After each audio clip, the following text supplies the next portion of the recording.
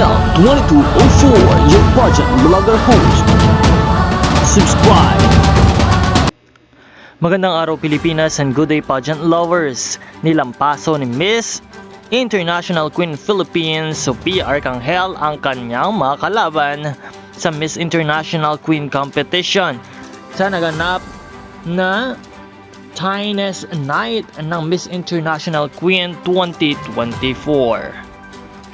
Ipinakita ni Sophia Arcangel ang kanyang galing at dedikasyon upang manalo sa kompetisyon, kung kaya't stand out ang ating beauty queen sa Chinese Night ng Miss International Queen 2024 competition. And now this moment, panoorin po natin ang video.